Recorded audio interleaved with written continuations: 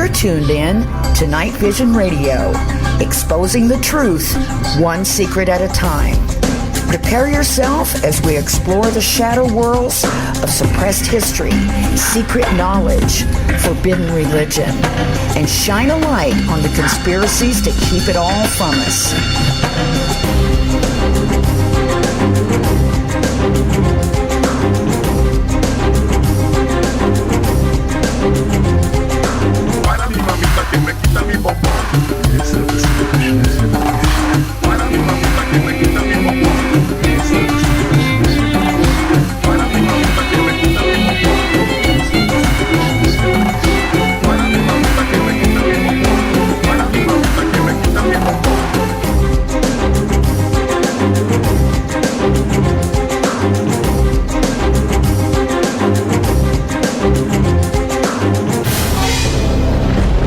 Welcome to Night Vision Radio.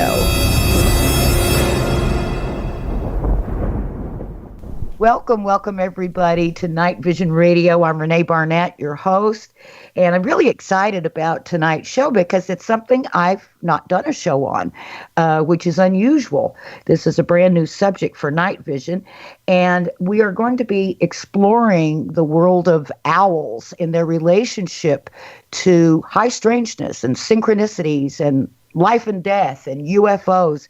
We're going to take a wild ride, and we're going to have a lot of fun tonight hearing about this. Not only are we going to hear about, symbology of owls, owls in different cultures, but we're also going to hear some personal stories, including the personal story of my very special guest tonight, Mike Clelland. He's written a book called The Messengers, Owls, Synchronicity, and the UFO Abductee. And it contains a lot of his own personal experiences as he was grappling with what might be going on in his own life, which ended up sort of changing his life. And then he also began to research the entire subject and gathering stories and personal accounts and all kinds of information and data and history. So you can't say anything about owls that Mike Clelland doesn't know, I really think. So I'd like to welcome Mike to the show tonight. Mike, thanks so much. You're very welcome, and there's lots I still need to learn about owls. So yes, it's a journey, yes. But I feel like as far as the connection between the owls and the UFOs, that's certainly been part of. Honestly, like I read a lot of UFO books, and there's a paragraph or so in a lot of UFO books, specifically the abduction, literature. So there's other people had noted it and said, Yes. There's this odd relationship to owls. And then they'll mention a little story. And Whitley Strieber, more than anyone, sort of launched that with Communion in 1986 when that came out. 87, I believe it was when that came out. And then, but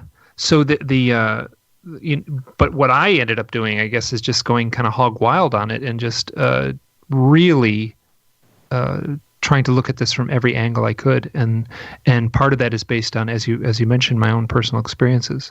You're really delving into it.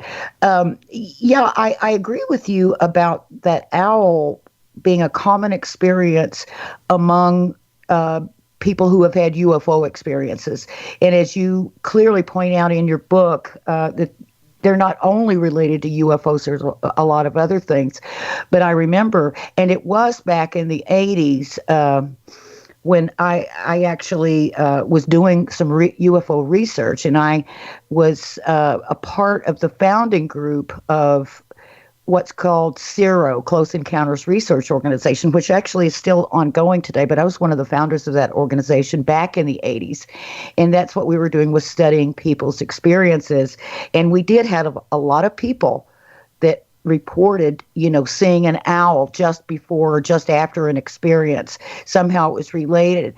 We, wondered whether it might be a screen memory or, something else altogether. But can you tell me about the first time, the owl subject matter sort of caught your attention through your own personal experience? Okay, so it's 2017, and I'm going to be 55 in a few weeks, and this goes back to 2006, and I think I would have been 44 or just about to turn 45. Yes, so I would have turned 45 at that point. I would have been 45 years old. So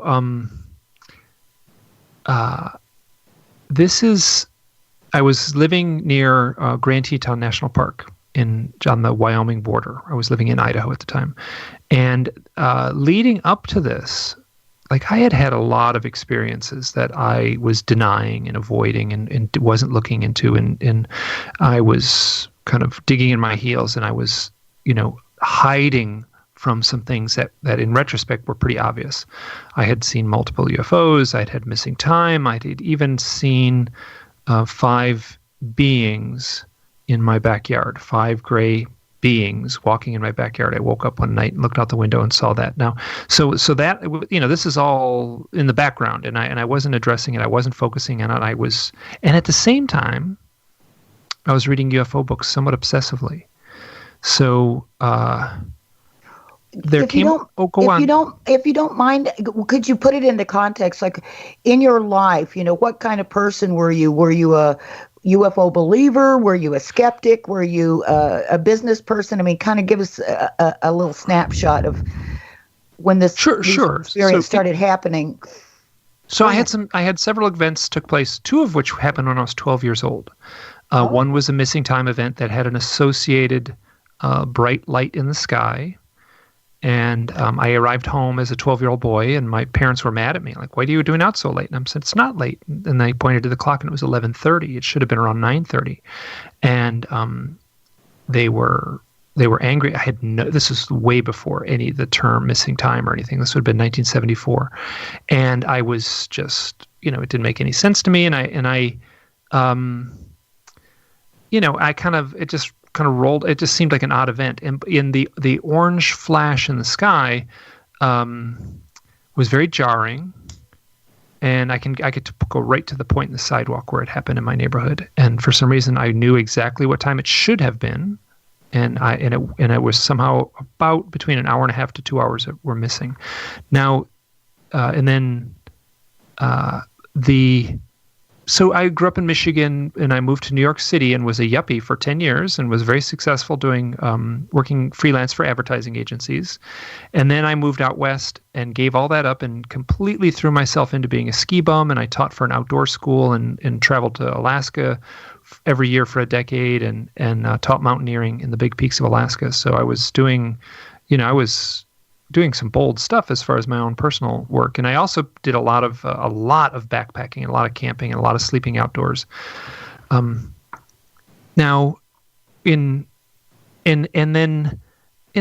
was certainly a believer in the sense that I was obsessively reading UFO books, and I was fascinated by the abduction lore. I was totally focused. I would just pick up one book, read it all the way through, pick up another book, read it all the way through. And that was leading up to this event in 2006, which is not that exciting of an event. But here's what happened. There was a woman in town, and her name is Kristen, and she was working at the same school I was working at. And I had been up in Alaska all year, and this was October, and the weather was beautiful at that time of the year. And I said, oh, you've been here all summer. You must have camped a whole lot. And she said, no, I didn't camp once. And that's terrible. Let's go out. I'll take you out camping one night. I do it all the time. I just go out for one night. So we didn't even take a tent. The weather was predicted to be lovely and clear and calm, so we didn't take a tent and just hiked out into the mountains and slept out under the stars. Now, there came a point when I was making dinner on a little camp stove, and Kristen and I were having this conversation, and the sun was setting and the moon was rising, and we're in this field of wildflowers way high up in the mountains, and the stars were coming out. It was just a spectacular setting. And she started talking about something, and I remember thinking, like, I'm impressed. This is really impressive. This is in essence a stranger, And here I was like, wow, this is really. I was moved and impressed. Now, at that moment, an owl flew over us, and then a second owl, and then a third owl, and for the next, well over maybe 2 hours, these owls flew around us as we talked. We set up, we laid our sleeping bags down on the ground and just slept out under the stars. And these owls were flying above us and around us. And as far as screen memories, these were real owls. They were owl size. They were doing owl things. They were, and so there's no question that these were real owls in my mind. They weren't very big. They were maybe, standing on the ground would have been maybe 12 to 14 inches tall. So, there was a point when you were lying on your back and the owls are very quiet in the way they fly, and you're looking up at the amazing stars at that elevation high up in the mountains and in a place without much light around, much city light. And then the stars would just go silent or, blank for just a half a second. And the owls were flying down, swooping in front of our faces as we were lying there. It was just an amazing experience. So a couple days later, we got up the next morning and hiked back into town, and it was just an amazing trip, and we were both really excited, and the owl thing seemed really cool. And I said, listen, if I go camping again, I'll ask you. And she said, great. So a couple days later, I said, I'm going to go in the mountains again. It was actually 4 days later, and she said, I would love to go again. So we went out to a different part of the mountains. Same thing, one night. This time the weather was a little more unsettled, so we took a tent, and it was kind of cold, actually. So we hiked to this little peak to watch the sunset, just this little hill. And as we get, we're going to warm up, right? You warm up and then you walk back down and you're nice and warm. So when you get in the tent, you're not kind of chilled. So we got to this hilltop and watched the sunset, and this owl landed on a branch. And then another owl was flying around us, and a third owl was like landing at our feet. And this time it was like they were so close. They were like right there, standing like nearly at our feet. And to have it happen once was pretty cool, but to have it happen twice with the same person within 4 days was absolutely mystical. Now, there's something that it was so clear, and I remembered at the time. I never said it at the time. I'm saying it now.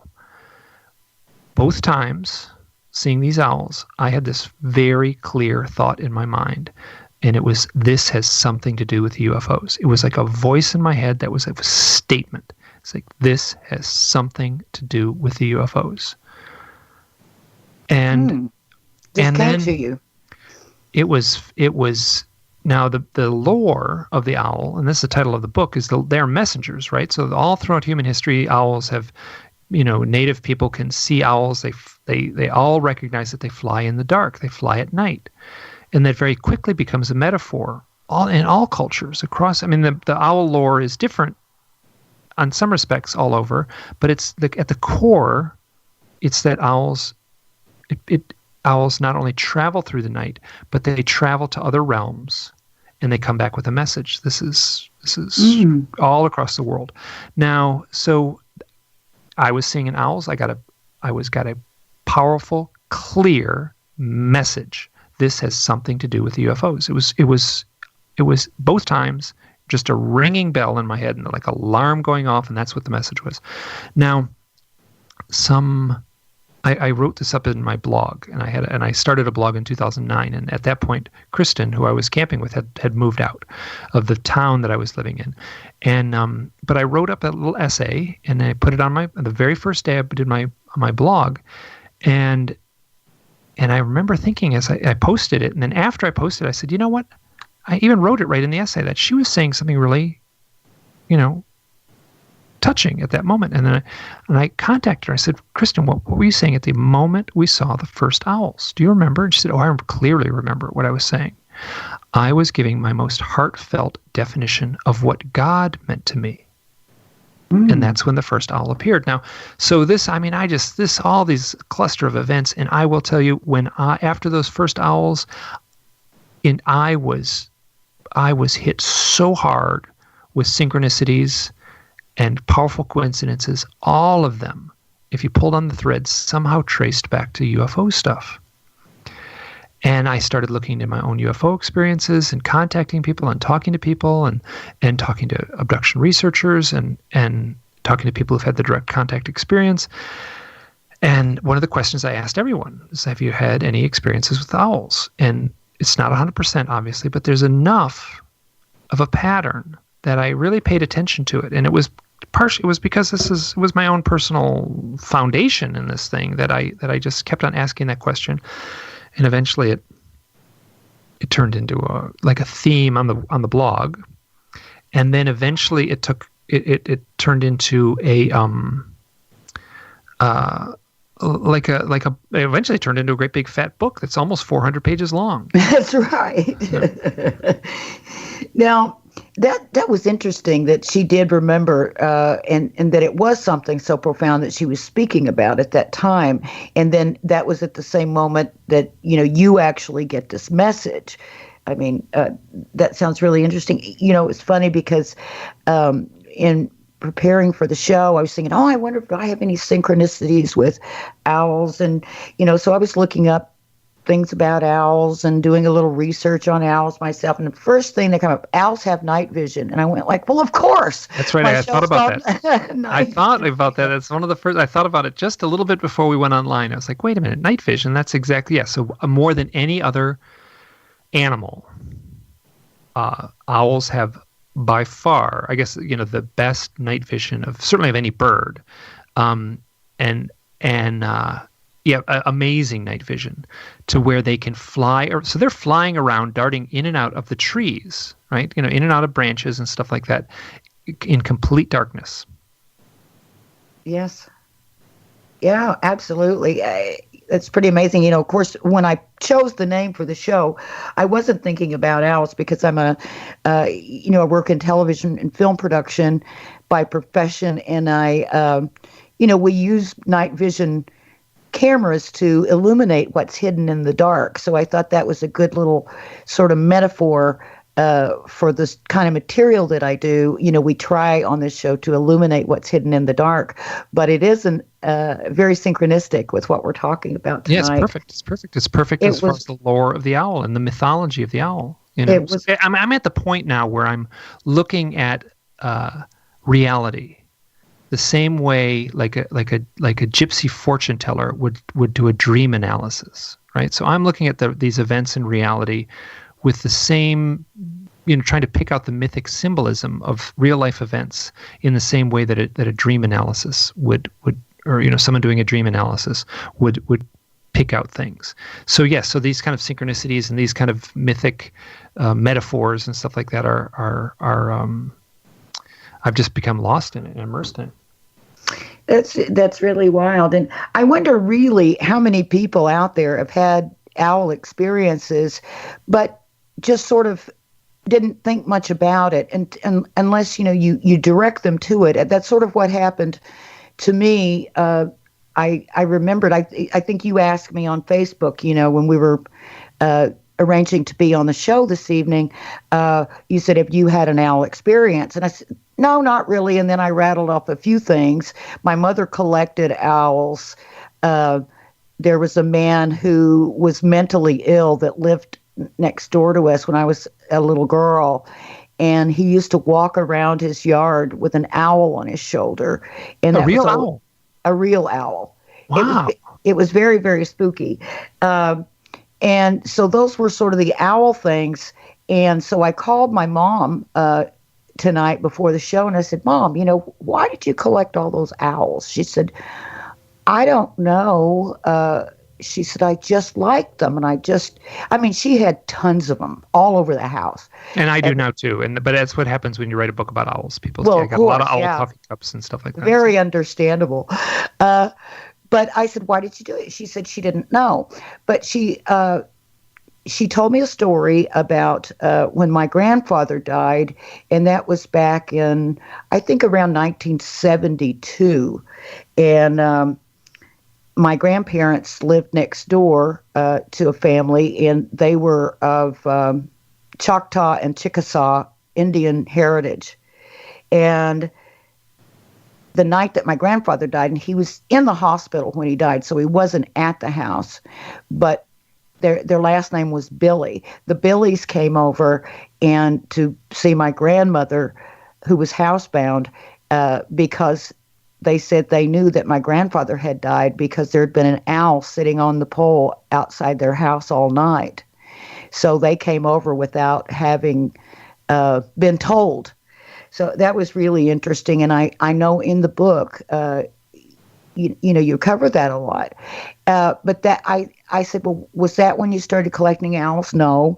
And then she said, oh, there was something else. She said, when you had Jolie, who was my daughter, who passed away 12 years ago, that my mother was at home sick in bed with the flu. So my dad drove over. I was living about 100 miles from them. My dad drove over to see me and the baby in the hospital. And she said on the way back, he stopped at a jewelry store and he bought this pin, which she still has. She got it out while we were talking on the phone. And it's a little owl with 2 rubies for eyes. It's gold and it has two rubies for eyes. She said, I don't know why he bought me an owl. And at some point later is when she started collecting owls. And now I have a niece that's collecting owls. And I said, did she collect owls because you did? She said, no. She said, I stopped collecting those owls long before she was born. So there's definitely an owl connection going on in my family. And what I said to you on the post on Facebook today was, I think we may be maybe people. Oh yes, and that's a term I use in the book. And I just kind of what I had to come up with some term because abduction has such a heavy burden in our culture. I guess it's a very heavily weighted word, UFO abduction. And it has sort of a definition. And when I'm talking, and I talk to people and they say, well, I saw a UFO and I saw this owl. Here's like a totally classic normal. I got this so many times and somebody's, in the woods, they look up at a tree and there's a big owl. And they'll say, wow. And oftentimes it was very common, even without any paranormal stuff, they'll say like, this really ominous, very ominous bird. It's got and owls do have a heavy vibe to them.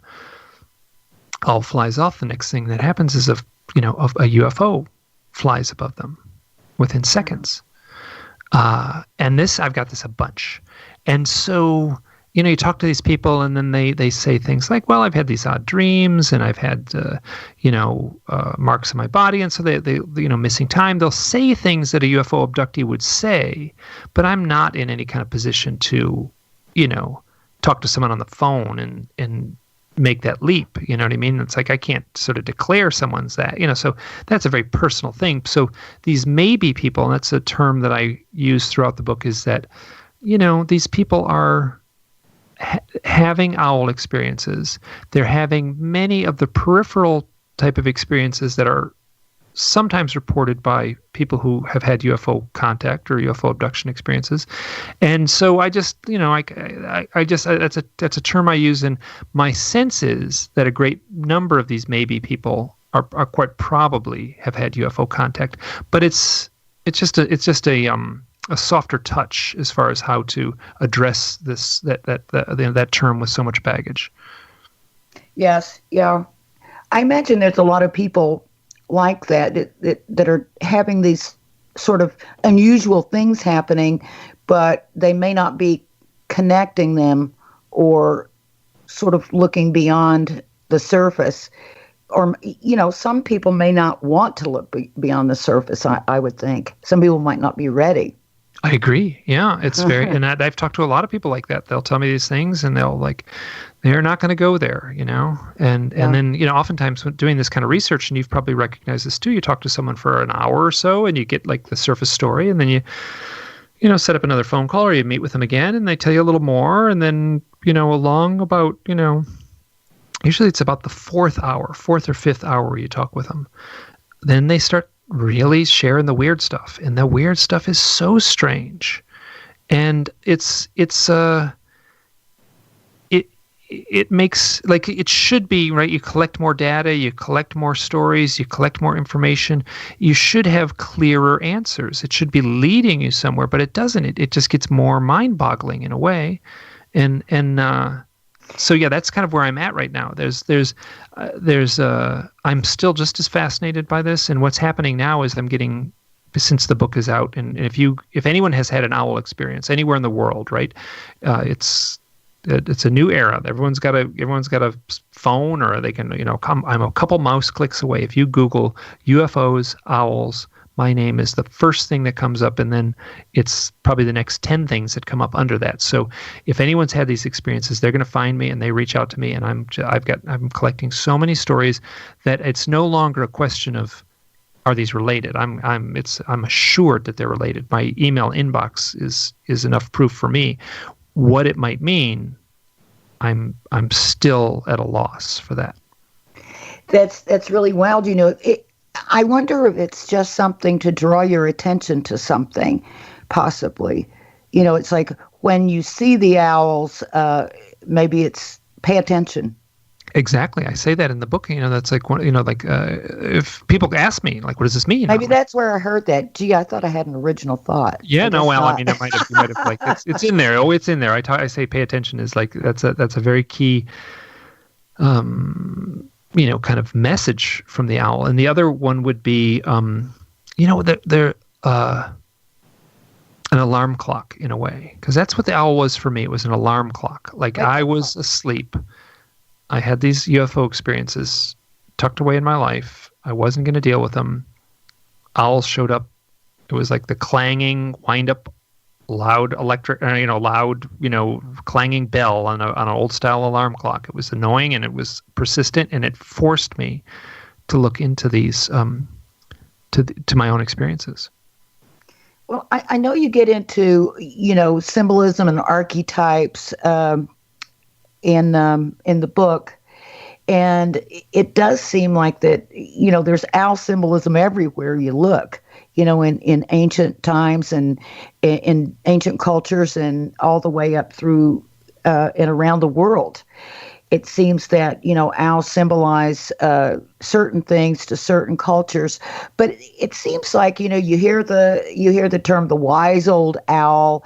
It seems to signify wisdom. It's associated with the goddess Athena that had the owl on her shoulder, and because of that, I think the Greeks kind of associate it with a feminine aspect.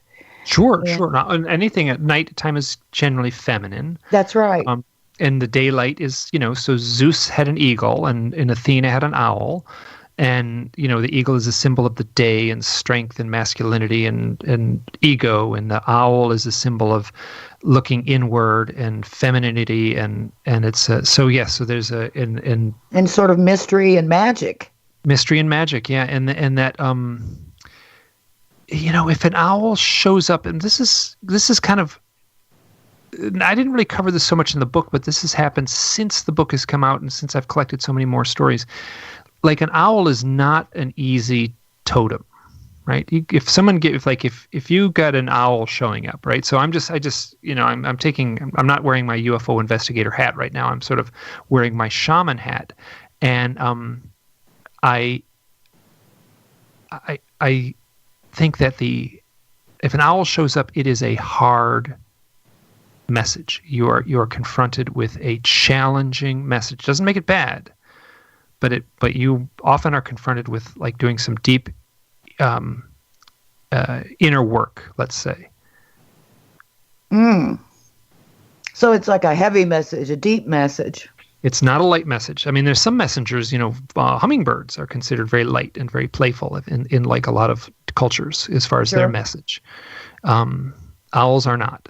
This is, and it's also a message of the transformational process. This is something I did talk about in the book, where... You know what? Can you hold that thought, sure. Mike? Because we got to take a quick break, and I don't want you to get started and then have to restart. So we'll take that up as soon as we get back. So I hope you'll hang in there with us, and we'll be right back with Mike Clelland. Welcome back to Night Vision. If you're just joining us, we're talking with Mike Clelland. He's the author of The Messengers, Owls, Synchronicity, and the UFO Abductee. And there's really a lot more. It just couldn't possibly have that long of a title. But it's amazing, when you really start thinking about it, how owls are so prominent in so many cultures and how many people have owl experiences. We were talking quickly off the air, and I know you were making a point or getting ready to when we went off the air, and I want to let you do that, but about how many people, contact you constantly. And I'm just wondering if someone in our listening audience would like to contact you to talk about their own owl experience. How do they find you? They Google you, they Google owls, UFOs.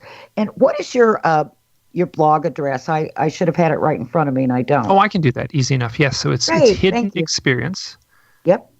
hiddenexperience.blogspot.com. You can just type in Hidden Experience Owls and it'll come right up. My contact information is easy to find on the blog.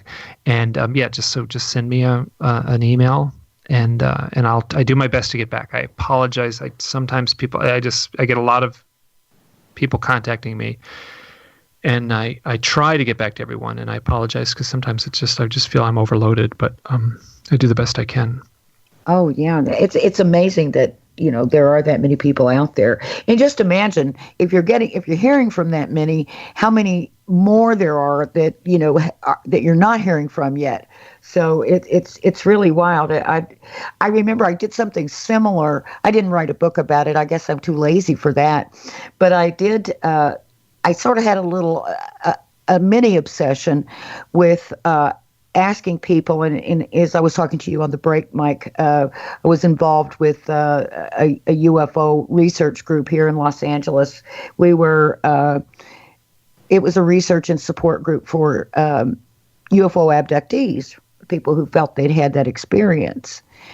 And we had a lot of owl experiences in that time, but it was an amazing thing. I thought it was synchronistic, that you say, well, or an apropos title, I guess would be more like it. Your blog spot is Hidden Experiences, because that's really what we're talking about. And that's what all of those people that would come to those meetings, spoke about.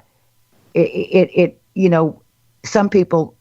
If you have a Lowe's Advantage card, you can get an extra 5% off every day on items big or small. So you can save an extra 5% on a new coat of paint, updating appliances, replacing the flooring, and even save an extra 5% on little things like cleaning supplies, laundry detergent, and air filters. The big to-dos to the everyday essentials. You get an extra 5% savings every day when you use your Lowe's Advantage card. If you don't have one, apply today. All projects have a starting point. Start with Lowe's. Subject to credit approval and can't be combined with any other credit offers. Exclusions apply. See store for details. U.S. only. Want to keep them hidden, and others are just trying to figure out what the heck is going on.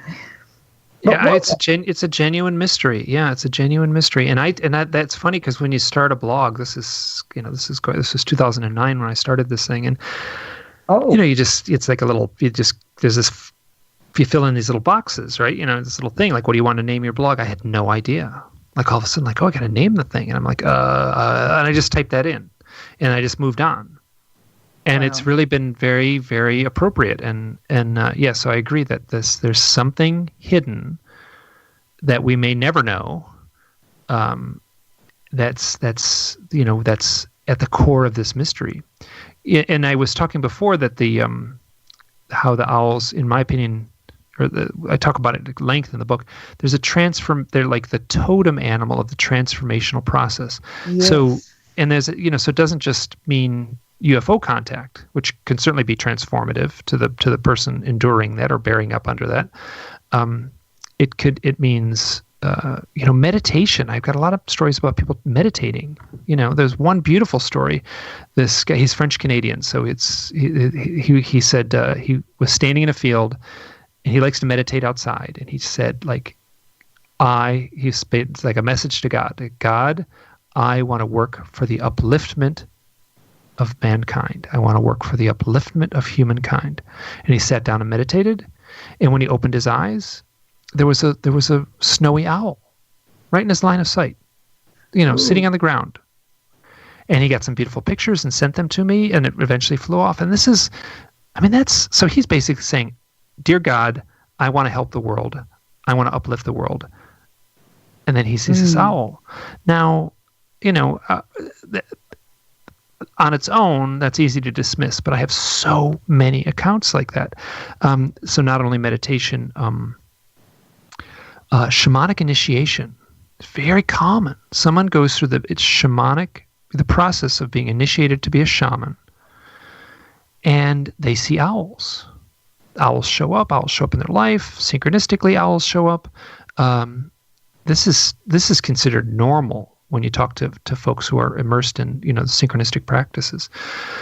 And I write extensively about shamanism in the book. And then mushrooms. People take, I'm sure other psychedelic drugs too, but mushrooms in particular, people see owls and have owl experiences. So these, and then, there's a whole chapter on death. So, and there's, that's the ultimate transformation right there, death. And one of the things that happens, and I collected a bunch of stories, and I retell a bunch, and I've since heard more of them, is that people, there's a couple stories that are so complicated and take so long to tell, but I'll just boil it down. So a woman, her mother dies, and she's mourning, and she talks to her friend, and she says, "Listen, I can't. Mom's gone. I'm totally depressed. I can't. I just need a sign." And the woman, her friend, said, "Like, just wait. The sign will show up when it needs to." And the next morning, she gets up and she goes into her garage, and she's on a shelf, and it's interesting because she said every shelf in the garage was her husband's. He had kept all his stuff in the garage, and she only had one shelf, and this owl was on her shelf. This little owl, and the garage was like closed. How did the owl get in? And so a live owl? A live owl in her garage, sitting there. She's got pictures of it. It's in the book. And she gets on her cell phone, and she calls her cousin. This is where I heard this story from her cousin. And his name is Lon. He also had a bunch of owl synchronistic type stuff. And she's like talking on the phone, like to the owl as if it's her mom. It's like, "Mom, Lonnie's on the phone. I'm talking to Lonnie right now." And she's and this goes on all day, and then she goes out. It's Thanksgiving Day. This happened on Thanksgiving Day. She goes out, and she comes back, and the owl's still in the garage after Thanksgiving dinner. And she says, Mom, I got it. I got the message. You can go now. Thank you so much. I miss you. It's so wonderful you came. She talks to the owl as if it's her mom, and the owl flies off. Now, that talking to the owl as if it's a dead loved one, usually a parent, is so common. And that really surprised me, because these are like grounded, not, very grounded people that are telling me these stories. Now, so, and then UFO contact would be its own form of transformational experience. So in a way, the owl would represent, a transformation. My sense would be a deeper transformation. So digger deeper. Sort of like a call to go in deeper. Absolutely. We've got an active chat room tonight. If you're out there listening and you'd like to join in with the conversation, they're talking about owls and all kinds of strange experiences. You can join them and me. I'm on there too at irnchat.com. They're mentioning, Mike, the movie The Fourth Kind. Oh yes, which I addressed. Yes, now my opinion. So that, as I said earlier, I think that movie came out in 2009. I think, 2009. I think it came out. So, my sense is that the scriptwriters of that film was purported to be a sort of a documentary. It had supposedly had archival footage from actual hypnotic regressions and things like that. That was a publicity stunt, and that's clever, and I liked it, and I'm all for, kind of low budget horror movies. That's great. I've got hats off to them for a little publicity stunt like that. But anyway, my sense is that they simply looked at the UFO stories. literature. Yeah, at the stories, and then they recognize, just as I'm not the only one that recognized it. I'm just the only one that wrote a 400-page book on it. But that there's these owls are showing up in these reports, and they're perfect, right? They're the stuff of haunted house movies. Owls are perfect, and it's just someone's in the woods at night. And if you want to make it spooky, all you have to do is have a hooting owl off in the distance in a movie, and it adds to that tenor of eeriness. Wow. That's really well. I know in the book you mentioned that sort of where it came out in the sort of United States in the UFO world, the first, sort of references in publication came out in Whitley Strieber's book Communion. And I was thinking about, all the UFO abductees that, I've spoken with and that I've read about that have had this sort of owl symbolism or owl experiences. And I was wondering about, I'm sure, and I know you've read everything on UFO experiences. You must have read Interrupted Journey, the story of Betty and Barney Hill. I actually never read that. My goodness. I've got to grab that book and go through it now and see if there's any mention of owls or anything. But you know what I've been doing, and this is funny. I'll let you finish. Go ahead. What I've been doing is it's the modern age, right? So I can just get a book for $10 usually is the price of a book, and just get it and put it on my e-reader. So I put it on my iPad and scan it, and then you have for owl. Yeah, then you can search out the word owl. Yeah. And so it's instant, right? So it doesn't matter. I don't have to go to a bookstore. I don't have to wait. It happens within a few minutes. I can then search the book. But what happens is, so you look up the word owl, and all kinds of other words show up. Slowly shows up. Bowl shows up. But one of the words that shows up is knowledge. Uh-huh. So and it shows up, often in these kind of books, sort of introspective books like this, the word knowledge shows up often. And so what I'm doing is I have to swipe past knowledge. I've got to go, whoosh, okay, let's get past knowledge. Let's get past knowledge. And in a way, that has been my own journey. It has been sort of to move beyond knowledge and then follow something a little more elusive and a little deeper. And so very plainly, with the iPad in my hand, I have to move beyond knowledge to get to the owls. And that just rang so true as far as, because I had to really abandon, I was confronted with so much weird stuff.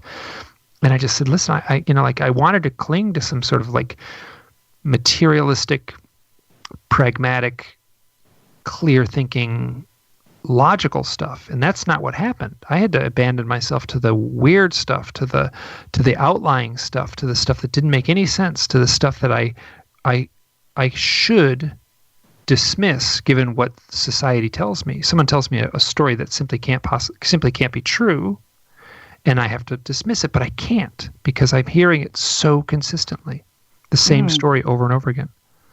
That's interesting because I think you probably mentioned in the book, and certainly it's mentioned everywhere, that owls, sort of, you see the little cartoons of the owls with the graduation gown and cap on. And so that's sort of, representing knowledge. But really, I think the original reference was to wisdom, and that there's a very big difference between wisdom and knowledge.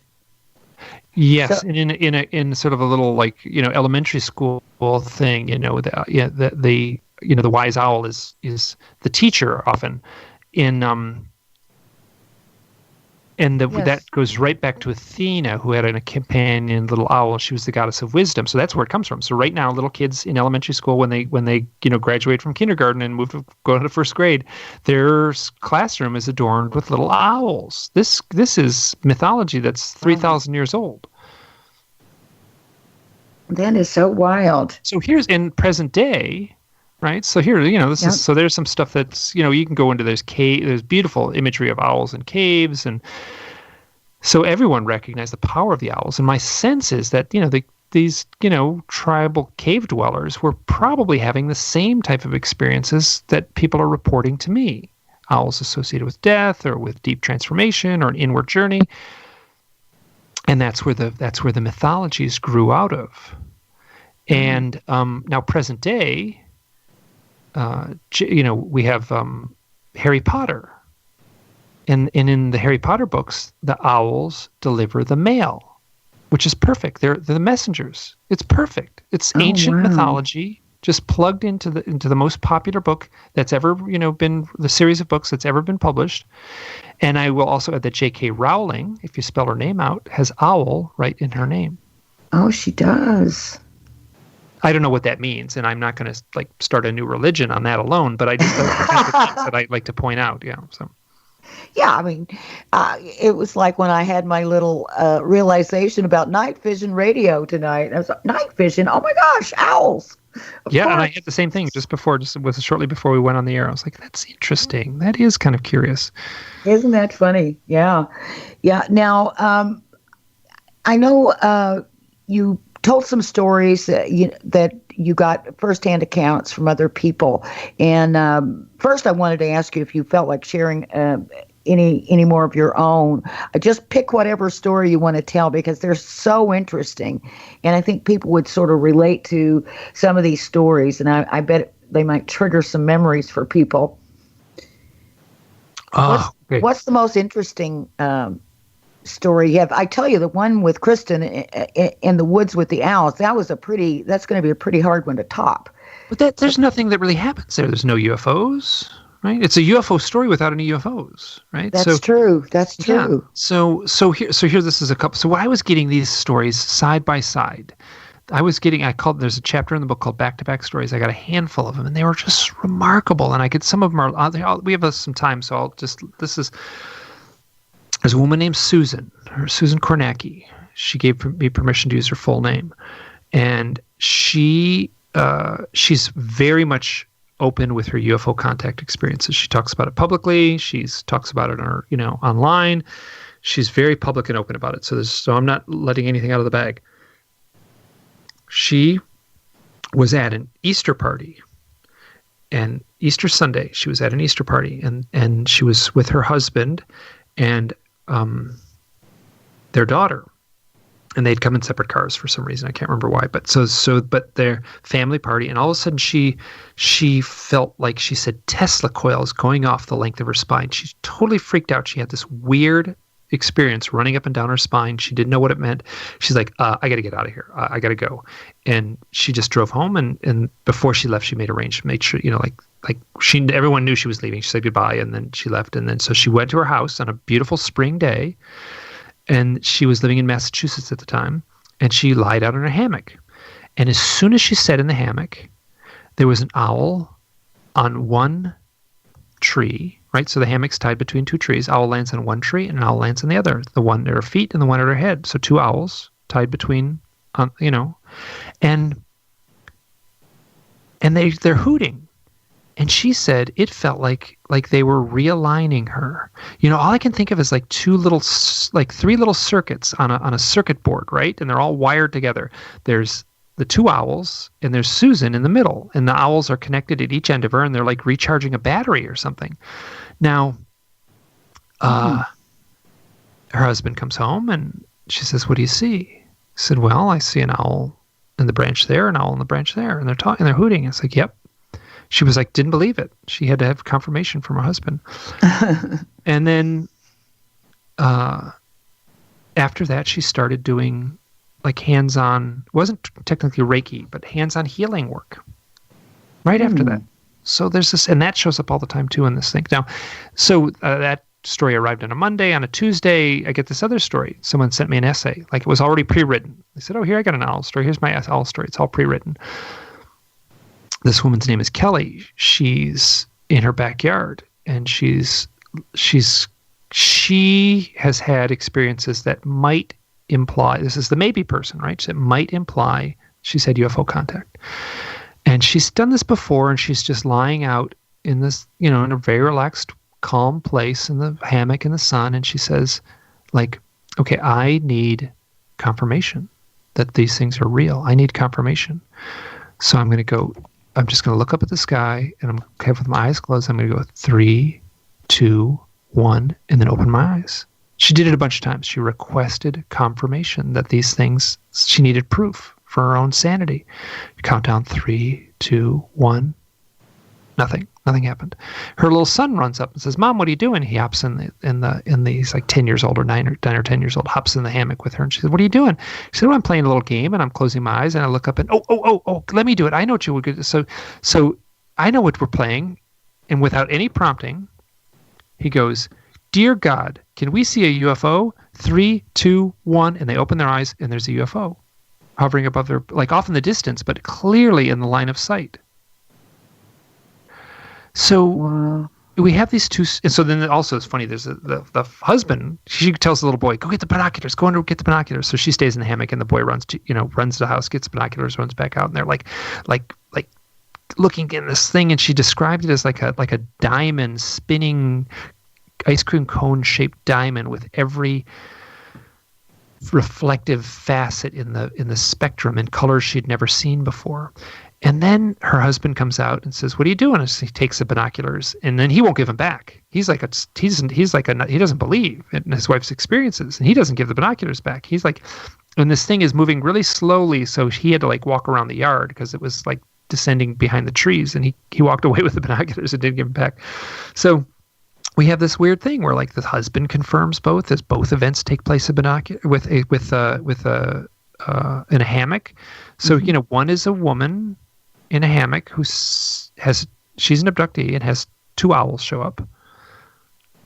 The other one is a woman asking for confirmation in a hammock, and a UFO shows up. I got one on a Monday, one on a Tuesday, and it was remarkable. Wow. Yeah, and this happened over and over and over again during the production of this book, that I would get these stories back to back, and I could fill the rest of the show up with the stories like that, back to back stories, that one on a Monday, one on a Tuesday, I'm left speechless by that, and the power of that. It felt like these events were orchestrated specifically for me to clearly recognize the power of these symbolic experiences. I mean, what are the odds of getting those emails one after the other and both talking about an experience in a hammock? They're infinite. I mean, there is no answer. Yeah. That's crazy. The point is that it's impossible, and that I was confronted with it repeatedly. Yeah. I mean, I have. So I mean, I could go. I mean, so here's a fellow. You may have even had him on the show. Bert Jansen. Do you know Bert? No, I don't. I know that name. Popsicle researcher out of. He spends part of his time in England every summer, but he's Dutch, and he. Oh. This would have been in the mid-90s, and he had been researching crop circles for 3 years. And he says, "Well, I'm done. I've done everything I can do about crop circles. I'm done with researching crop circles." And he's in this field, and the sun is setting, and he looks off, and there's this orange orb floating across the field. And it floats around, and it gets big, and it gets small, and it gets the size of a balloon, it gets the size of a little ping pong ball, and it zips around, and then it zips along, and he's watching it go along the edge of the field, and there's this shed at the edge of the field, and it's kind of high up in the shed, and he's waiting for it. It kind of zips behind the shed, and he's waiting for it to come out the other side, but it doesn't. And he's like, could it be? Could it have gone in the shed? And so he went over to the shed, and the shed was locked. And so he walked around the back, and there was a broken window right at about the level that this orange orb had zipped by. So he goes to the front of the shed and tries to open the door, and he puts his ear up to the door and hears this eerie hissing noise. Hiss, hiss. And his sun is going down, and he goes, "I'll come back tomorrow." So he comes back tomorrow, and I asked him, it's like, how'd you get in that shed? He said, "I broke the lock." So he breaks the lock, and he walks into the shed, and there's this eerie hissing. Hiss. And he looks up, and there's this loft with a ladder, and he climbs up the ladder, and he gets to the ladder, and there's this hissing noise. Hiss. And he peeks over the edge, and there's a family of baby owls. Oh, right where the window was, right where what seemed like the orange orb entered the shed. So here we have, and if you listen to the barn owls, they were white barn owls. They make a creepy noise, especially when they're babies. Now, this wasn't quite the next day, but it was very shortly thereafter. I talked to a woman named Maria Wheatley. She's a researches ancient sites in England and also does some crop circle research. And she was going to go on a hike with a friend, and they were going to walk into the woods. And so they walked on this trail, and as soon as they stepped onto the trail, this owl swooped in front of them, bisecting the trail, a white owl, and they both, her and her friend, I'll make this quick, both got it. They got the message, we are not allowed on this trail. So they turned around. I said, what are we going to do? Let's go hike up this hilltop. So they walked up this hilltop. It's called Oliver's Castle. Oftentimes the hilltops in Wiltshire are called castles. Right. Some of those are like and so they walked up this hill. There's no castle at the top, but that's what it's called. And they get to the top and they watch the sunset, and then off in the distance, this orange dot sort of starts coming to them. And it gets big and it grows to the size of a huge, giant cigar-shaped craft. And it gets closer and closer and it freaks them out, and they're panicking, and then it shrinks down and disappears. And they run back down to the car. She said her friend was shaking so bad he couldn't get the keys in the car. And afterwards, she said her psychic powers. She was doing a lot of tarot readings, and she said she felt her psychic powers were boosted. He felt the same thing. Out of nowhere, he suddenly had these psychic powers. They've since dialed back a bit. So here we have two stories, both in the same area, Wiltshire, where the crops seem to take place. One man has an orange orb lead him to owls. The other, this woman, has an owl that leads her to an orange orb. An orange orb is a UFO. So and they're back to back. And so I will say that the fellow Bert was considering dropping out of crop circle research, had this experience. This is now, well over 10 years later. He's still almost 20 years later. He's still doing crop circle research. Wow. That's wild. I haven't had Bert on, but I have had Maria Wheatley on. She's wonderful. Yeah, she really is. We had a ball. It was great. But you know what? It's time for another break. So we will make it a quick one, and we'll be back shortly with Mike Clelland and more on owls. Stay with us. Welcome back to Night Vision. I'm René Barnett, your host, and with me tonight is Mike Clelland. We're talking about his book, The Messengers, Owls, Synchronicity, and the UFO Abductee. And we were just chatting a bit offline, as I often do. Sometimes we get some of the best stories while we're on our break, but I usually try to share them when we come back. But Mike, you were telling me that you are working on a second book on this same subject. I'm stuck with owls. Yet what happened was when I did the first book's like nearly 400 pages long, and is like how to say it, like if you like, it's a kind of a poor marketing decision to make a big fat book.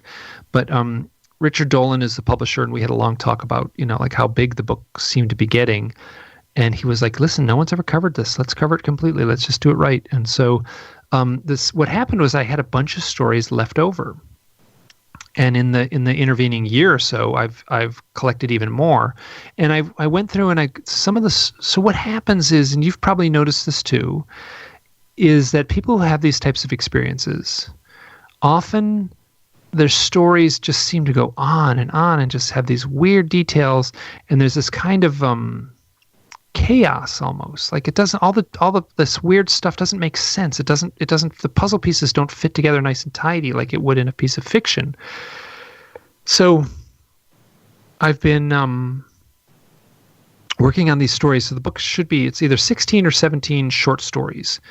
And these short stories, so it'll read like a collection of short stories. It'll probably be about 200 pages.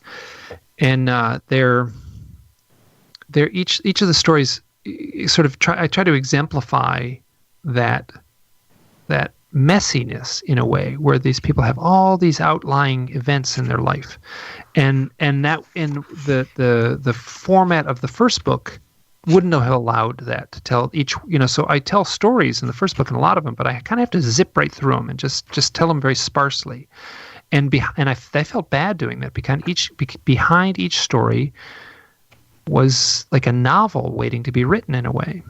And I recognize that, and I apologize to the folks that in the forward. I apologize that I didn't cover their stories as completely as I could, but the reality that the reader would have been bogged down. I think they would have been bogged down in interesting stuff, and interesting to me at least.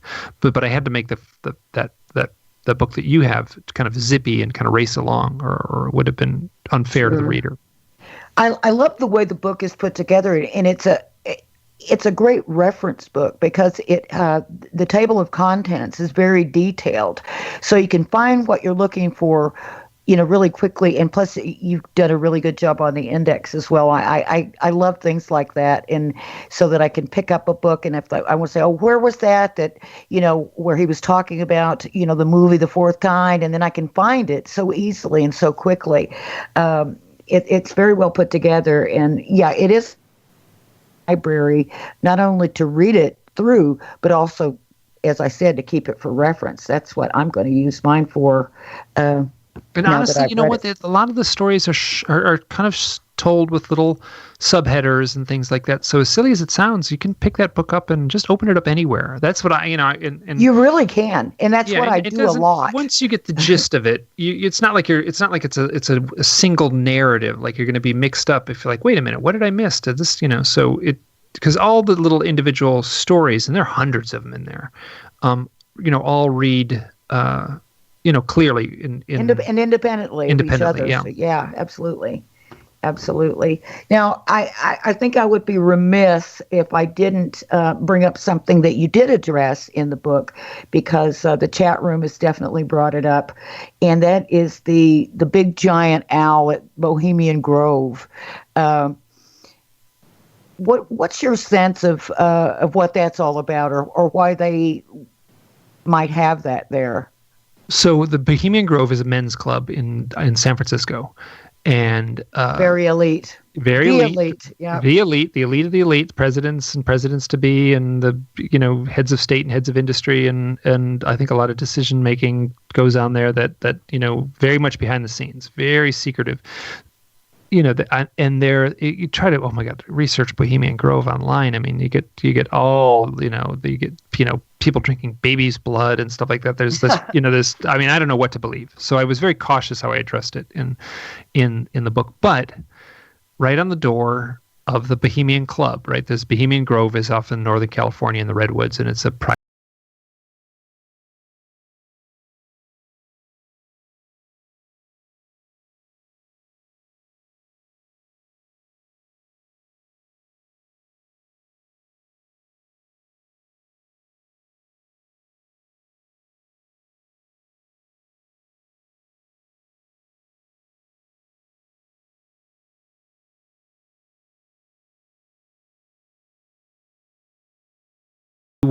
And so not only is Athena the goddess of wisdom, she's also the god. You're listening.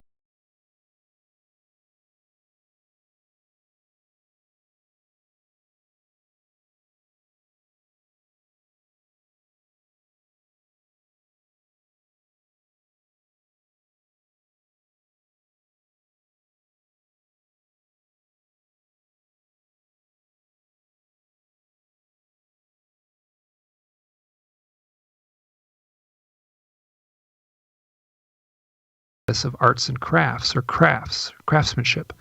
And so there was like a duel between Athena and Arachnia, and this is an ancient Greek myth, was a weaver. And so she was on her loom, and she was weaving, and she was making this tapestry, and she was putting all these, sarcastic images of the gods in the tapestry, and her tapestry was more beautiful than the tapestry created by Athena. And Athena had a fit, turned Arachnia into a spider, and that's where we get the term.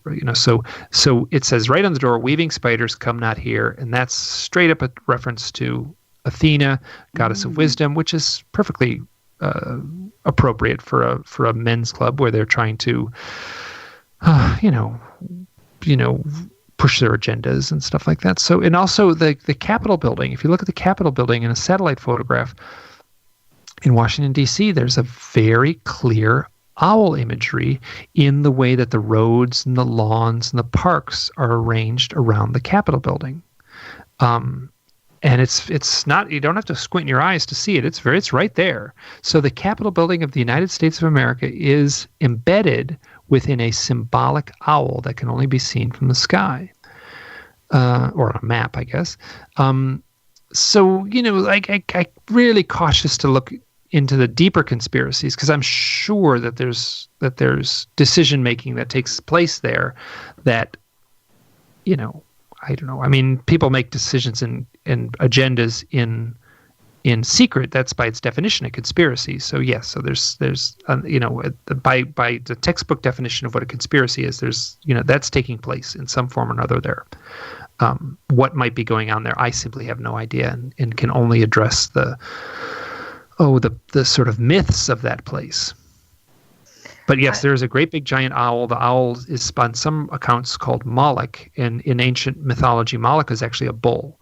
So, and then that owl is a big cement owl, is my understanding. It looks like a natural featured rock, but I think it's made out of cement, or it's a natural feature of a rock that has been, doctored with cement to look like an owl. Interesting. Yeah, I'm actually looking online at some images of the Capitol. I think I do see that, and it is like I can see two big round eyes. Yeah, and those are two parks, and the way yes. the little roads, they have little horned ears, just like a great horned owl. Yeah. Interest. Oh yes, I made it larger, and it was really. Yeah, it's right there. It's. And that right I don't think that happened by accident. Yeah. Yeah, absolutely. And now, if you don't mind sharing with us a little bit more about the book in terms of, owls as archetypes. Well, so archetype is one of those tough terms, right? So that's like you hang out at the college dormitory and with a bunch of philosophy majors, and they're going to stay up all late at night trying to define what an archetype is. So so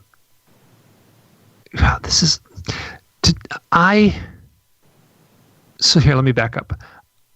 I didn't set out to look up the archetype thing. I got a book. There's a woman, she's an animal communicator.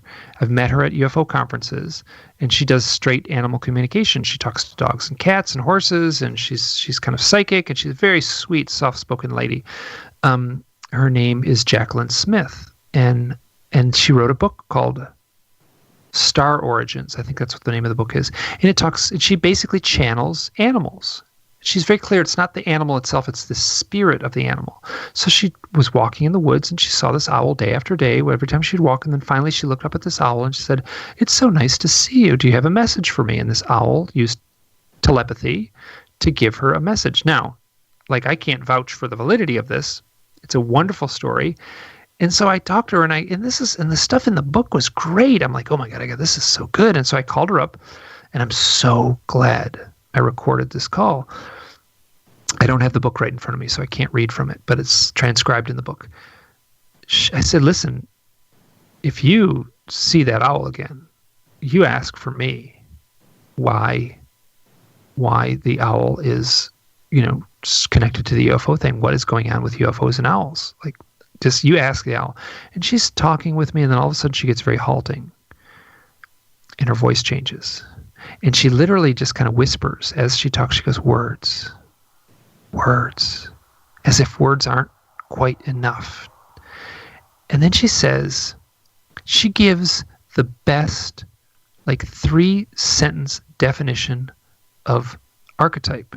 She says somehow an archetype, the owl archetype, is imbued in our DNA. We all know it. We recognize it on a subconscious level. We don't have a conscious knowing of what it is, but all of us, all of humanity has an embedded archetypal knowledge of what an owl means.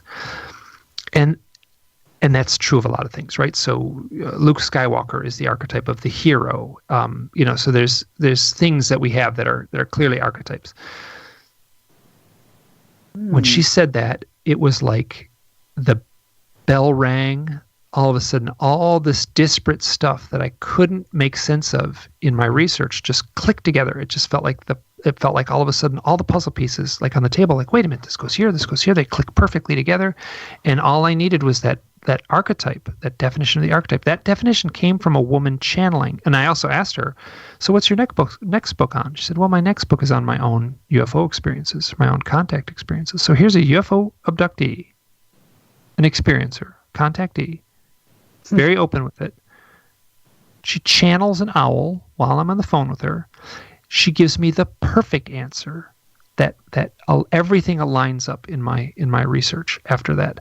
So an owl as an archetype, right? So you watch Star Wars, right? You're swept away in the special effects and the story, and it's exciting, but you are seeing a hero's journey. You're seeing an archetypal journey that's been retold throughout the ages. If you go into the woods at night and see an owl on a branch, you are seeing an archetype. You are seeing something that has been imbued and embedded, like with a pure thought or idea is associated with that owl. And everyone in humanity somehow has that hardwired into our subconscious. It's not easy to define, but it's there buried within us. And I believe that, and I recognize that. And that's my sense of why the owls are showing up. She said the owls were showing up before UFO contact.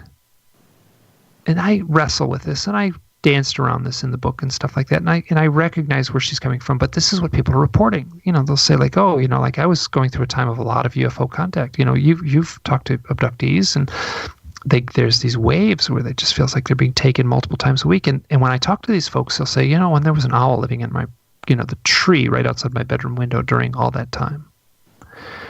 So here's like this totem, this archetypal totem there for a reason. What that reason is a little slippery, but it is there. Now, I know in the book you say, you're still researching, you're still, trying to figure out the ultimate meaning of all this, but that what you do know is that somehow these experiences have changed you and, changed your life.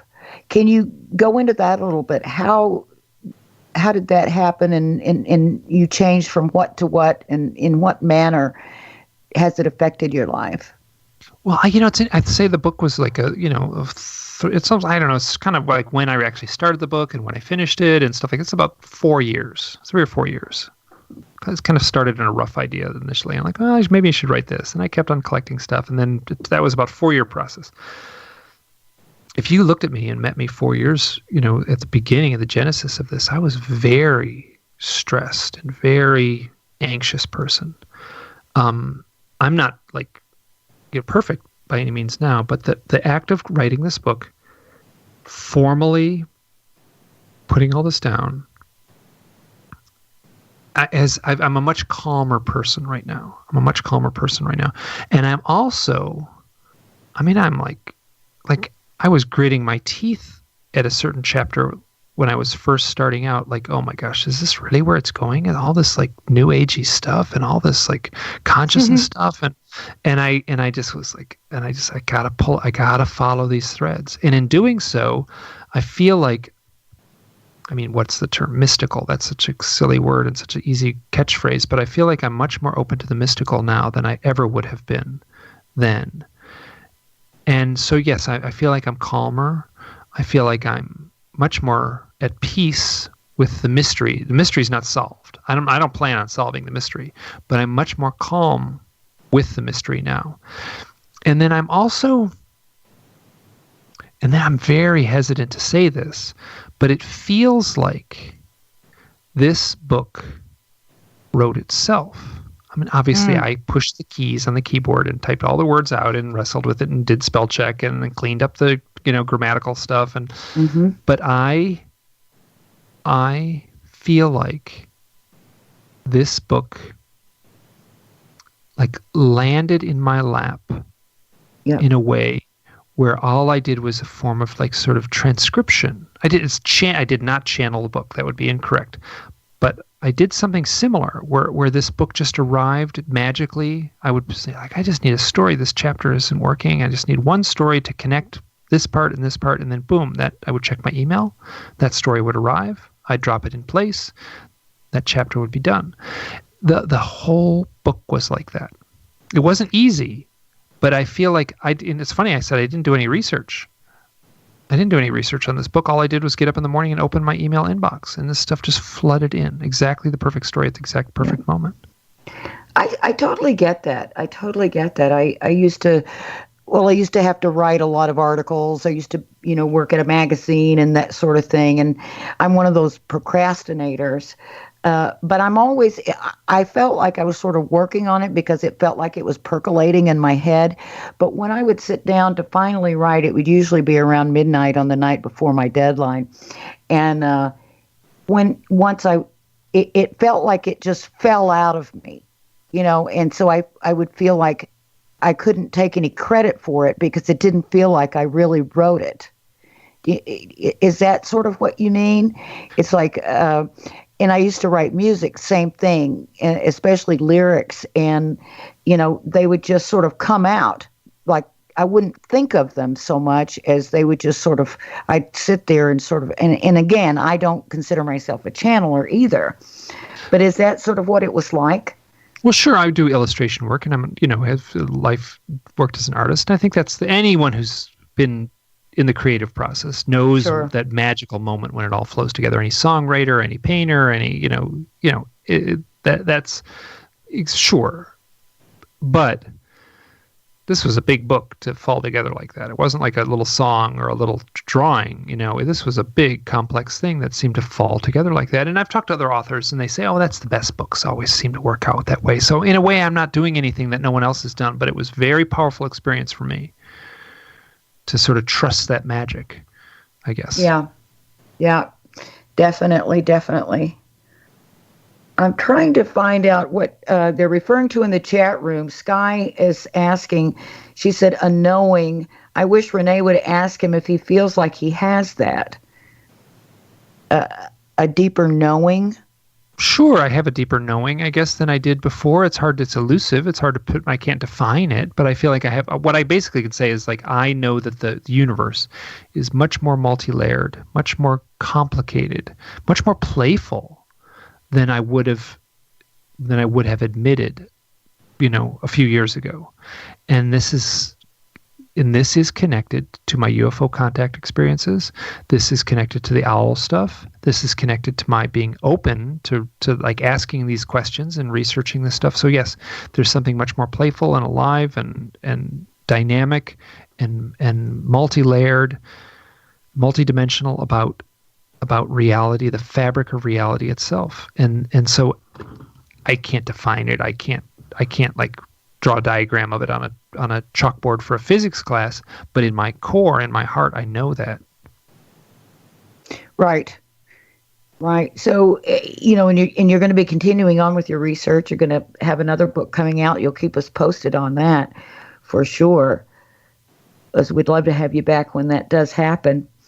And so for you, what is your, sort of biggest takeaway for yourself from all this? Do you feel like somehow you're a better person for this? Oh, I feel like I'm proud of myself for sticking to it and putting this book out. I'm proud of it. Yeah. So here, I'll just tell you one little story from the book here. That's and I usually don't share this one because it's so personal in a way. I was, got a letter from a woman. She's now a happy grandmother. She said, "I'm now a happy grandmother." And she said, "But at the time in my teenagers, which had been in the early 70s, I was very depressed. And I was going to kill myself. And I had planned to commit suicide. And I had a spot picked out. I was going to drive there. It was a little spot in the woods. Just pull off the road, and there was a little spot there. I had it all picked out. I drove in the car. I had a hose in the car, and I had a pillow. So I could take the hose from the tailpipe and bring it into the exhaust into the car. And then I could lay my head on the pillow. And she's driving to the spot, and she's slowing down, and she's just about to turn into the spot. And a white owl flies up right at her windshield. And she said it hovered there. It beat its wings and hovered there. And she locked eyes with this owl. She said for 15 seconds. And the owl flew off. She said she had a good cry, and she turned around and went home. And she's alive. So this no UFO in this story, but that story has everything to do with this subject in a way. For me, I mean, this is a woman who was brought back from the brink of death by the symbol of death, the owl. So yeah, I'm so grateful that woman reached out to me, and it was a beautiful, perfect story, and I recognize the power in that. There's no UFOs in that, but it so whatever's going on, and I believe her. The reason I believe her is because I've heard that story in some form or another so many times now. So, yeah, this is remarkable stuff. Wow.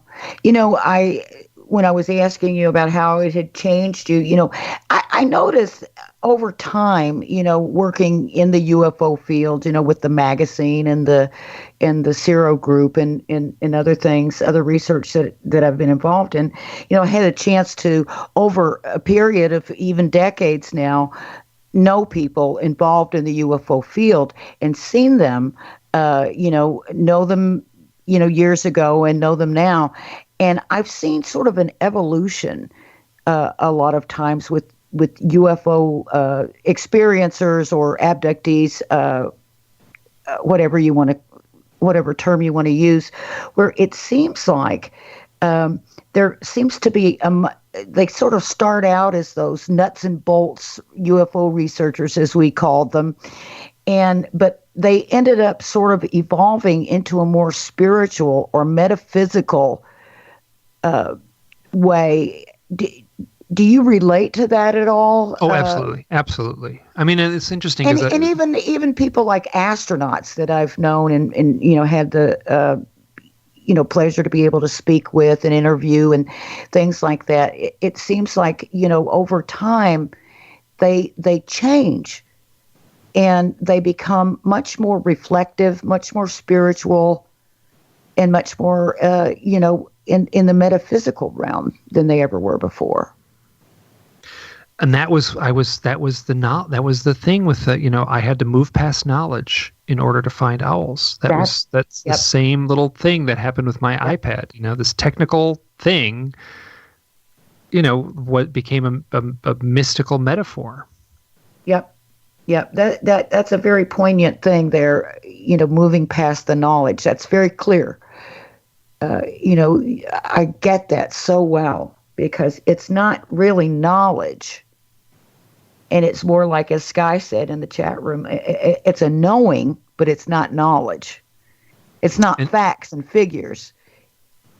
Yeah, and I've just absorbed, you know, like I make a joke, you know, like people say, like, well, what do you have proof for this? Like, how do you know this is real? It's like, you want to know if it's real? Come and look at my email inbox. I'll show you it's real.